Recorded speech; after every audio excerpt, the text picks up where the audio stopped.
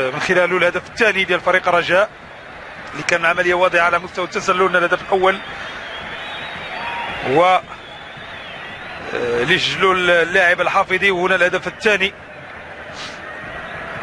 اللي كان فيه احتجاج من طرف جمهور فريق ومن طرف لاعبي فريق شباب ريف الحسيمي. إذن سنتابع هنا الهدف الأول لفريق شباب ريف. ثالث الأهداف للرجاء، 3 أهداف مقابل هدف.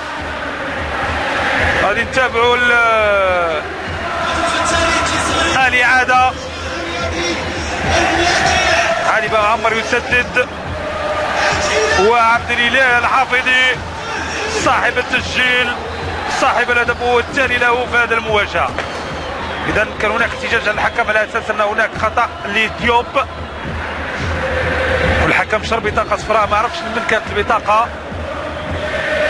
اذا 3 أهداف مقابل هدف الرجاء ينطلق من جديد بقوه مع بدايه الجوله الثانيه، واحتفاليه هنا بالمدرجات لدى جماهير الرجاء الشبير الاخضر.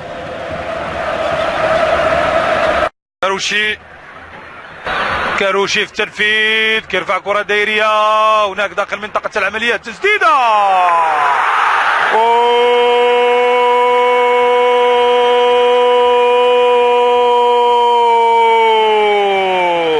محمد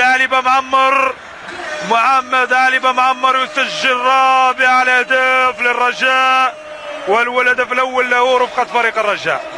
اذا 4 أهداف مقابل هدف.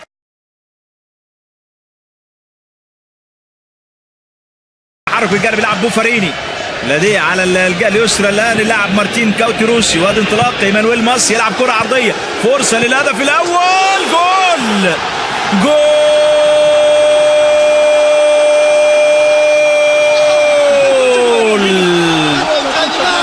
بابلو بارينتوس، يجد ثغره بابلو بارينتوس على الجهه اليمنى والكره العرضيه.